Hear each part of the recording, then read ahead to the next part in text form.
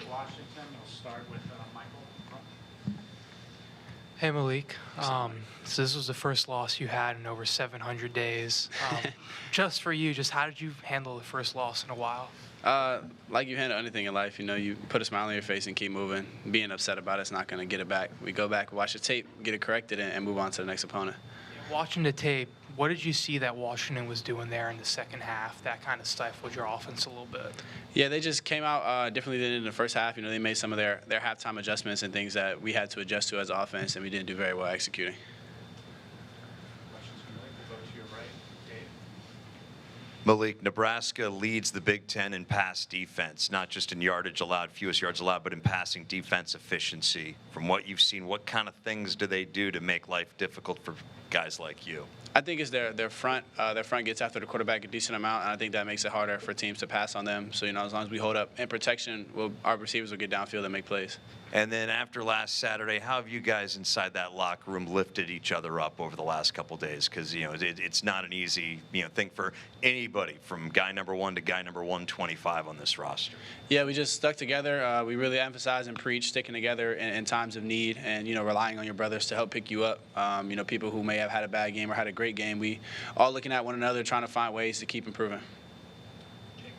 Hey Malik, I wanted to ask you a little about Zahir Mathysse' recruitment. Loxley just said, you were huge in it. I know Zahir's high school coach said you were a big factor. Just how did you help recruit him? What was that kind of like? Yeah, so me and Zahir played youth ball together, actually, for Maryland Heat. And then, we played against each other twice in high school. I think it was sophomore and junior year.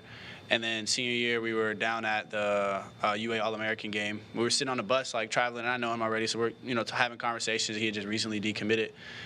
So then we were just talking about, has he ever thought about Maryland? He was like, I wouldn't be opposed to it. So then I got him on the phone with some coaches, and we started talking from there, and now he's here making plays.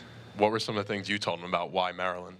Just the family environment, really. Zahir's really big on family, just like I am, and, a place that feels like home with people that can relate to you and understand where you come from.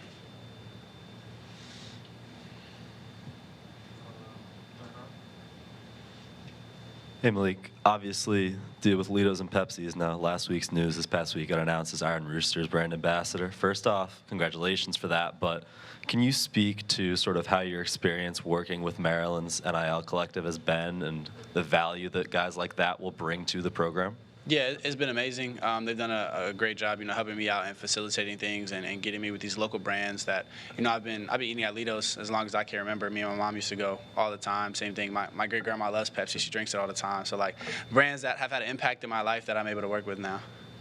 When you decided to get that, you were seeking something like that? It came about, really. Right now I'm just focused on the season and trying to win games. So when things like that come about, we take them at face value and see, what we can do with it with the time that I have free, and we go from there.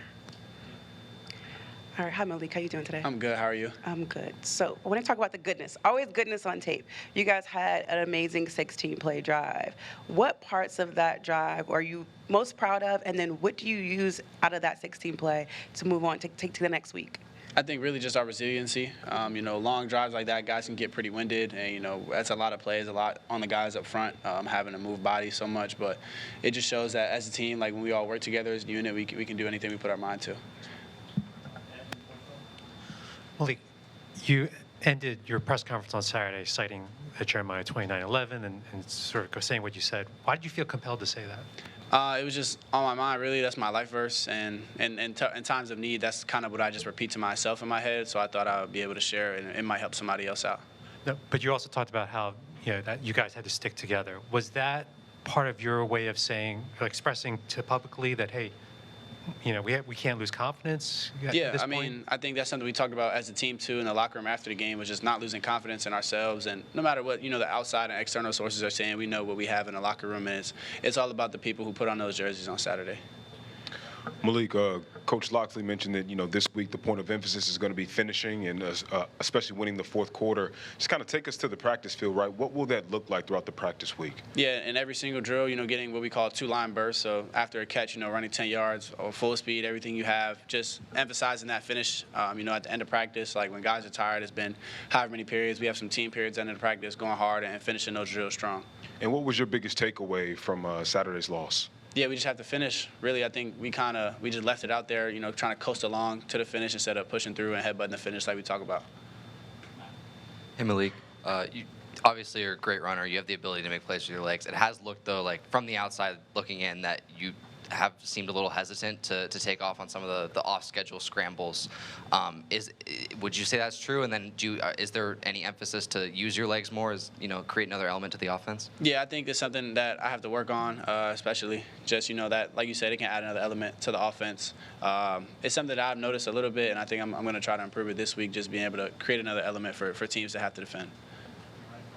Bring those last two questions together. Has there been any more emphasis in the run game, specifically maybe to yesterday's practice, about trying to, you mentioned that Nebraska front, like walk us through yesterday's practice about how you guys are getting right to Nebraska. Yeah, so yesterday's practice is more of a correction walk from this past weekend. It's not so much as physical, like really heavy drills or anything like that. It's more of a mental day, installing and stuff like that, just because we're trying to give guys bodies time to recover from what just happened 2 days ago. So really, yeah, we just, worked on our run game install and, making sure our blocks are correct and we're getting to the right landmarks, things like that. Thank you, Mike. Good. Thank y'all. Thank you.